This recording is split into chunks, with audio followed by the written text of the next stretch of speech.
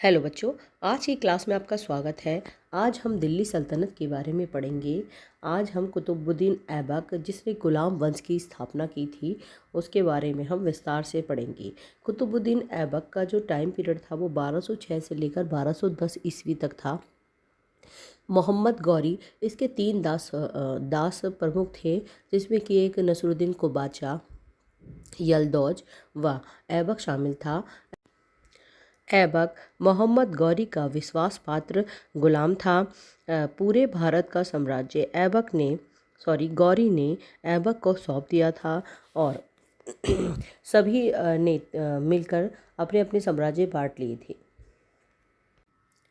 कुबाचा को सिंध व मुल्तान का क्षेत्र मिला था और यलदौज को पूरा गजनी मिला था और ऐबक को भारत मिला था पूरा शासन करने के लिए।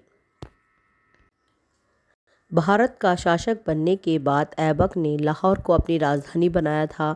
ऐबक ने शासक बनने के बाद ना तो अपने नाम की खुतबा पढ़वाया था और न ही अपने सिक्के जारी किए थे, और भारत में इस्लामी साम्राज्य की नींव डालने वाला पहला ऐबक ही था। इसने स्वयं को सम्राट कभी भी घोषित नहीं किया और एक दास के रूप में ही शासन किया, इसलिए इस वंश को गुलाम वंश कहा जाता है। गुलाम वंश का संस्थापक तो ऐबक को माना जाता है, परंतु जो उसका वास्तविक संस्थापक है वो इल्तुतमिश को माना जाता है। अब इसके अगली नेक्स्ट वीडियो में हम इल्तुतमिश के बारे में पढ़ेंगे। चलिए टाइम न वेस्ट करते हुए वीडियो को स्टार्ट करते हैं। अगर ये वीडियो आपको अच्छा लगे तो इसे लाइक, शेयर एंड मेरे चैनल को सब्सक्राइब कीजिए।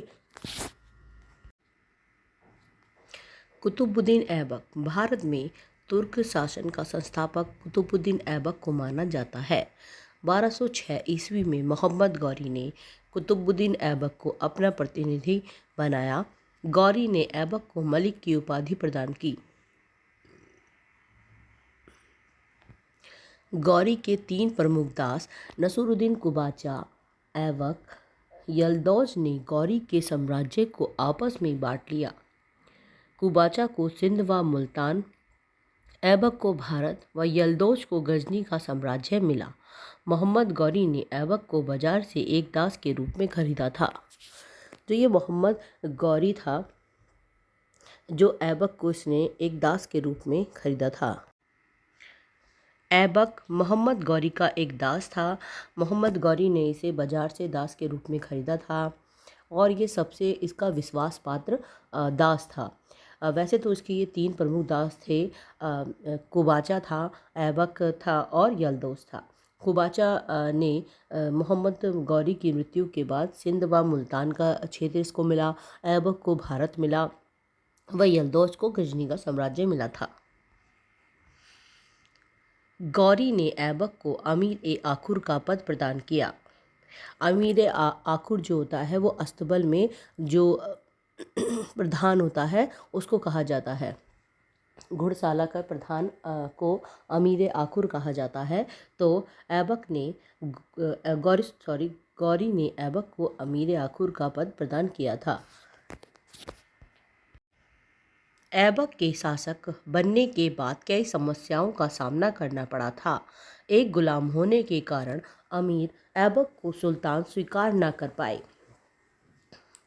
जब ऐबक सिंहासन पर बैठा तो उसके सामने कई समस्याएं आई थीं। जो उस टाइम का अमीर वर्ग था वो किसी गुलाम को सिंहासन पर नहीं बैठने देना चाहता था। इस कारण जब ऐबक ने भारत के साम्राज्य को अपनाया तो अमीर वर्ग ने उसका विरोध किया।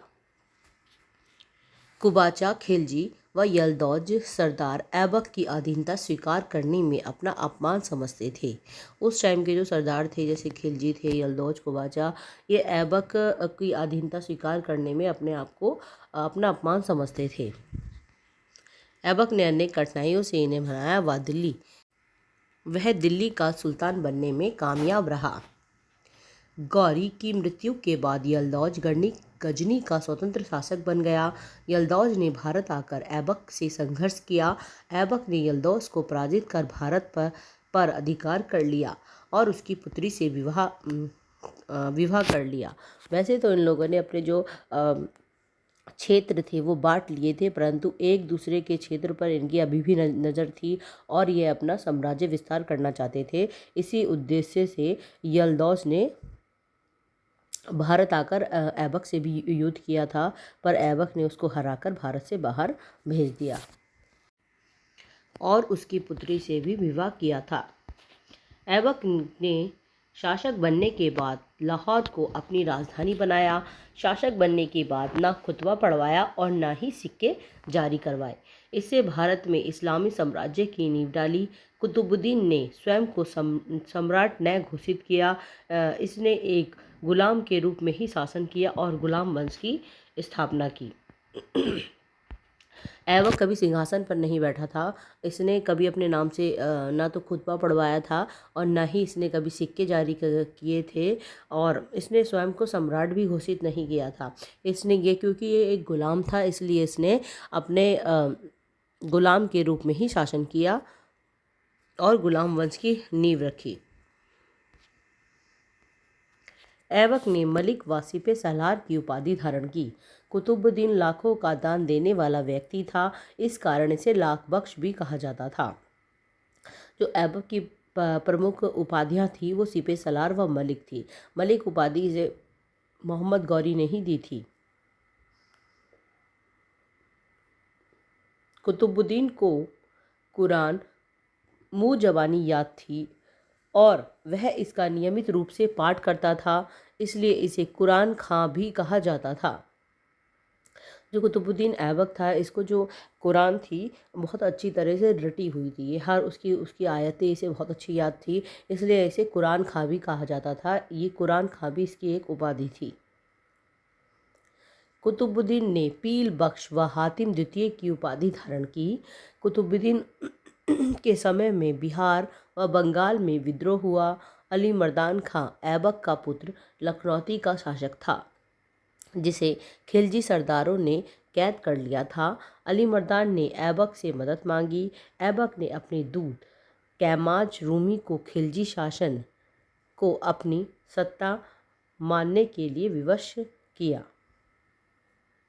जो ऐबक का पुत्र था अली मर्दान, ये उस टाइम लखनौती का शासक था।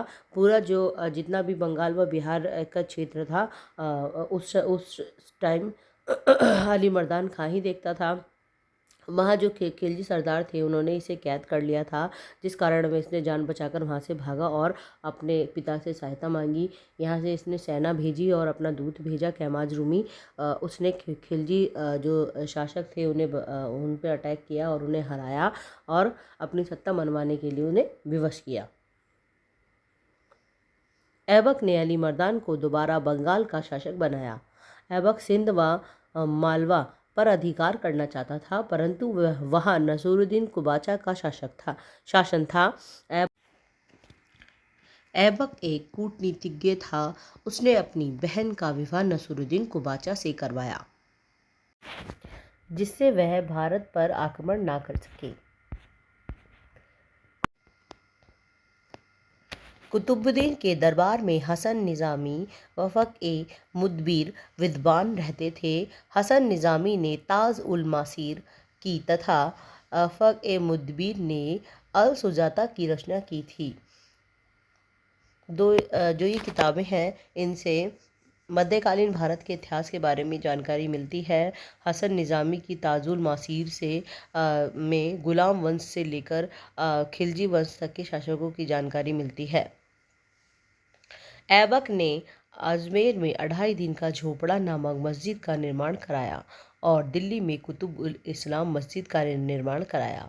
जो ऐबक था, इसने अजमेर में 2.5 दिन झोपड़ा एक मस्जिद थी उसका निर्माण करवाया था। इसने यहाँ पे एक मंदिर था उसको तुड़वा कर मस्जिद बनवा दी थी और दिल्ली में पहली इस्लामी शैली में बनी कुतुब उल इस्लाम मस्जिद थी, जिसका निर्माण इसने दिल्ली में करवाया था।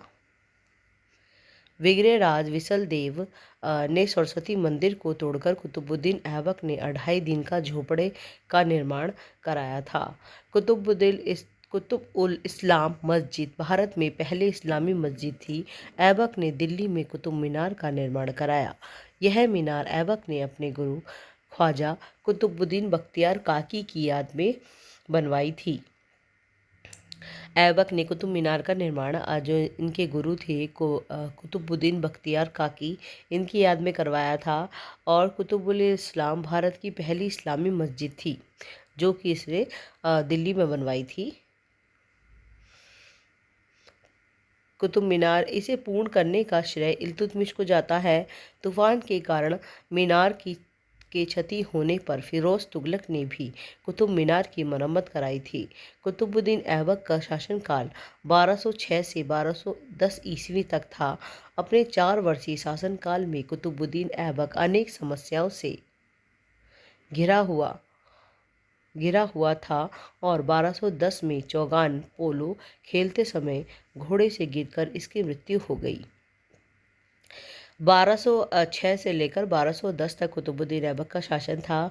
ये जो 1210 में पोलो खेल रहा था, मतलब चौगान खेल रहा था। ये आधुनिक पोलो के समान होता है, घोड़े पे बैठा हुआ था। ये अचानक घोड़े का बैलेंस डगमगाया और ये गिर पड़ा, जिसके कारण इसकी मृत्यु हो गई। ऐबक की मृत्यु के बाद उसके पुत्र आराम शाह को अमीर वर्ग ने शासक बनाया, किंतु दिल्ली की जनता ने इसे स्वीकार नहीं किया। जो ये आराम शाह था, बहुत ही विलासी शासक था, जिसके कारण दिल्ली की जनता ने इसे स्वीकार नहीं किया था। इस कारण अमीरों ने ऐबक के दामाद इल्तुतमिश, जो उस समय बदायूं का गवर्नर था, को शासक बनाया। आराम शाह गद्दी नहीं त्यागना चाहता था। इस कारण इल्तुतमिश और आराम शाह के बीच युद्ध हुआ, जिसमें आराम शाह की हार हुई और दिल्ली के सिंहासन पर इल्तुतमिश विराजमान हुआ।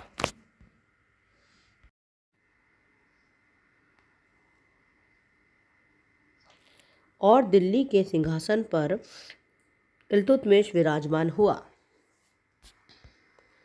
ये कुतुबुद्दीन ऐबक नहीं है, ये इल्तुतमिश है।